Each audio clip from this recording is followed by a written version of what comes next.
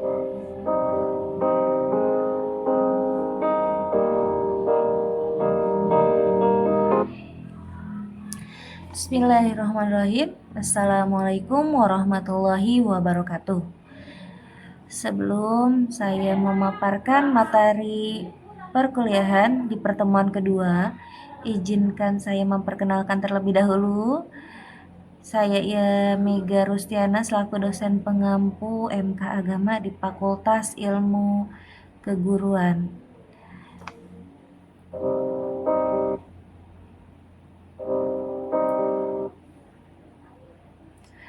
Nah, selanjutnya sebelum ke materi, saya akan menjelaskan sedikitnya yaitu visi Universitas Latansa Masiro. Apa itu visinya? Menjadi universitas yang unggul, berdaya saing global, dan berjiwa entrepreneur. Berjiwa entrepreneur di sini yaitu memiliki mental mandiri, kreatif, inovatif, berani mengambil resiko, dan fokus pada tujuan dan tidak mudah menyerah. Dan tetap berlandaskan akhlakul karimah. Pertemuan kedua kita akan membahas apa? Yaitu mengenai agama dan Islamologi. Nah, adapun poin pembahasannya ada 5 poin. Yang pertama yaitu pengertian agama, yang kedua sejarah agama dan klasifikasi agama, dan yang ketiga pengertian agama, dan yang keempat ruang lingkup agama Islam, dan yang terakhir yaitu pembahasannya Islam sebagai sumber nilai. Nah, baiklah, di sini kita akan mempelajari tentang pengertian agama. Apa itu pengertian agama? Nah, saya di sini akan menjelaskan menurut Kamus Besar Bahasa Indonesia terlebih dahulu, yaitu agama adalah sistem yang mengatur tata keimanan dan peribadatan kepada Tuhan yang Maha Kuasa, serta tata kaidah yang berhubungan dengan pergaulan manusia dengan manusia dan lingkungannya. Lalu adapun menurut bahasa Inggris, yaitu agama bisa diartikan sebagai religion, berarti tindakan melayani dan menyembah Tuhan atau hal-hal supranatural, serta kepercayaan, pengabdian atau ketaatan pada suatu iman atau sistem kepercayaan. Kata religion sendiri merupakan serapan dari bahasa Latin religio atau religio yang bermakna mengikat atau menghubungkan kembali. Adapun menurut bahasa Arab, yaitu agama bisa diartikan sebagai agama bisa diambil dari kata kerja ad-din yang memiliki arti menguasai, menundukkan, patuh, balasan, dan kebiasaan. Makna ini merujuk pada peraturan dari Allah yang membuat manusia berakal, tunduk, dan patuh kepadanya, baik untuk mencapai kebahagiaan dunia maupun akhirat. Agama adalah sistem yang mengatur kepercayaan, keimanan, dan peribadatan kepada Tuhan yang Maha Kuasa, serta tata kaidah yang berhubungan dengan pergaulan manusia dengan sesama dan lingkungannya. Adapun secara etimologis, kata agama berasal dari bahasa Sanskerta, yang berarti tidak, dan gama kacau, yang berarti tidak kacau atau teratur.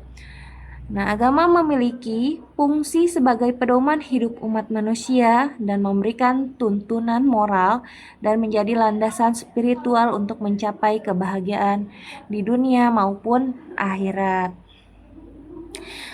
Nah, agama memiliki beberapa fungsi untuk kehidupan. Yang pertama yaitu spiritual. Spiritual di sini yaitu untuk menumbuhkan rasa percaya kepada Tuhan dan memberikan ketenangan batin. Bila spiritualnya baik,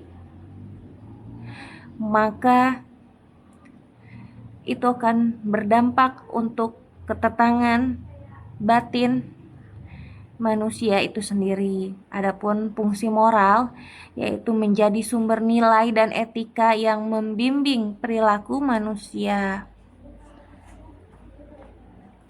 Yang ketiga yaitu sebagai fungsi sosial. Fungsi sosial di sini yaitu memperkuat ikatan antar individu dan menciptakan solidaritas dalam masyarakat. Karena di dalam agama tentunya ada ajaran atau tata cara kita bersosial dengan sesama makhluk hidup, dengan tumbuhan, dengan hewan,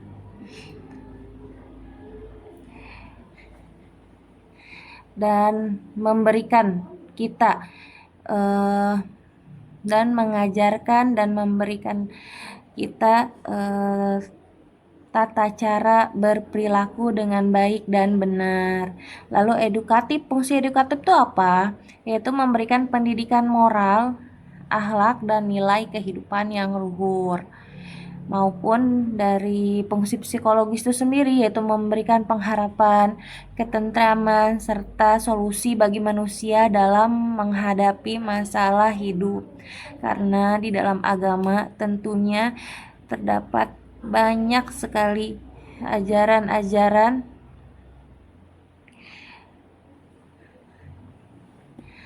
agar kita tetap semangat dalam menjalani hidup, tidak berputus asa dan kehilangan arah.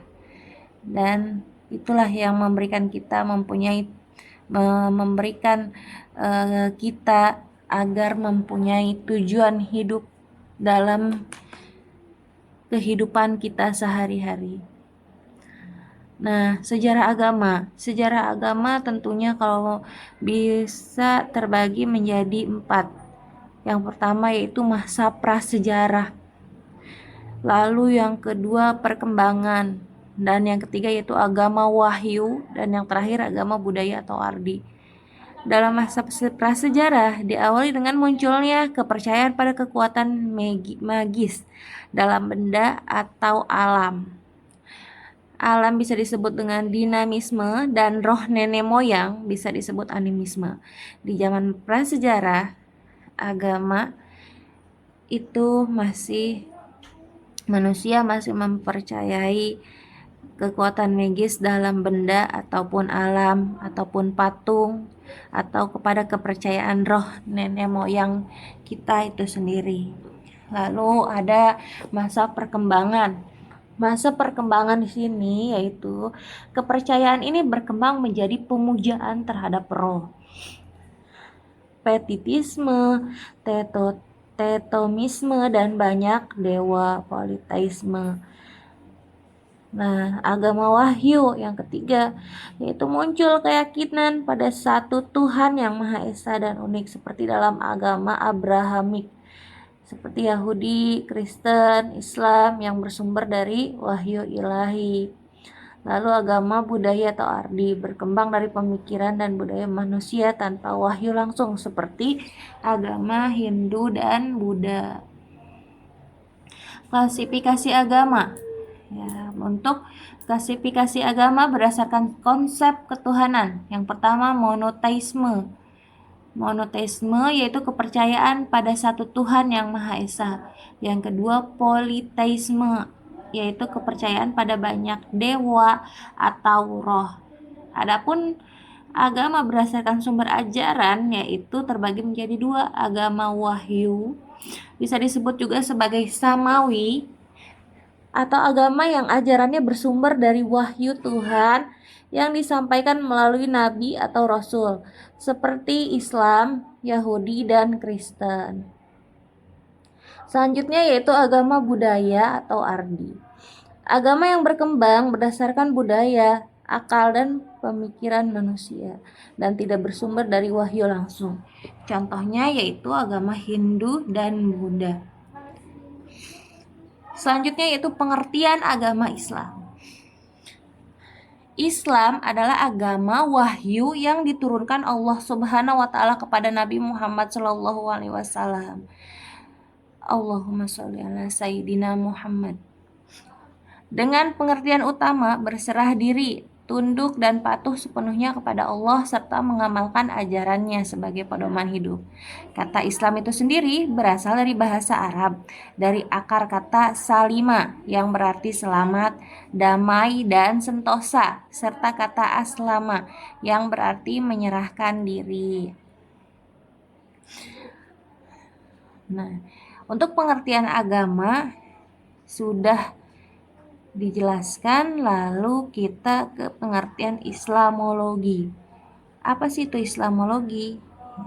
Islamologi adalah studi ilmiah tentang Islam dalam berbagai dimensi dan tidak hanya terbatas pada aspek keagamaan, tetapi juga sosial, politik, budaya, dan sejarah, sehingga sangat luas dan mendalam. Tujuan Islamologi itu tersendiri yaitu yang pertama memahami Islam secara objektif dan mendalam, yang kedua menjelaskan aspek-aspek dalam Islam secara akademis, yang ketiga mendorong dialog antar agama dan antar budaya,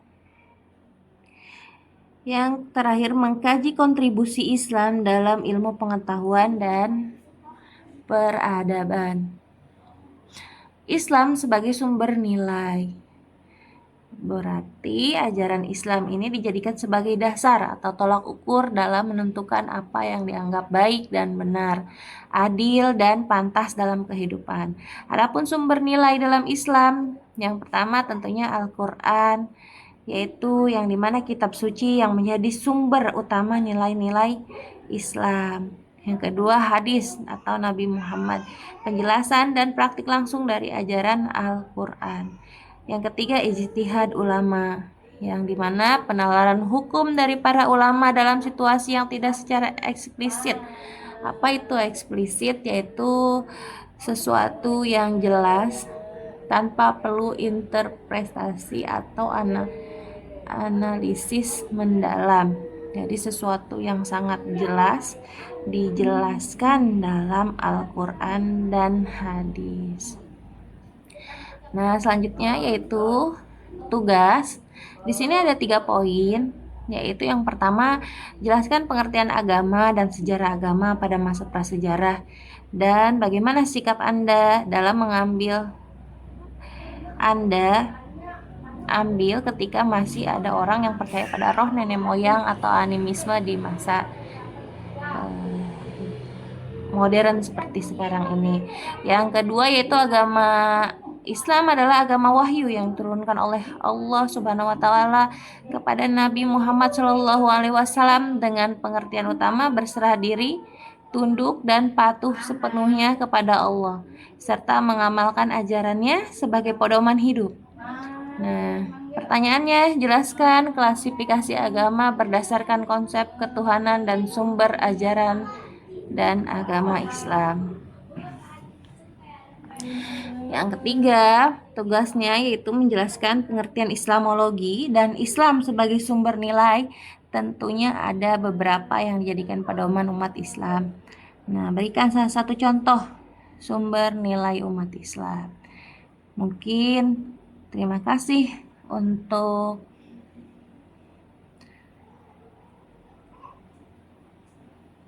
pemaparan materi kuliah pertemuan kedua, yaitu mengenai agama dan Islamologi. Wabillahi taufiq wal hidayah. Wassalamualaikum warahmatullahi wabarakatuh.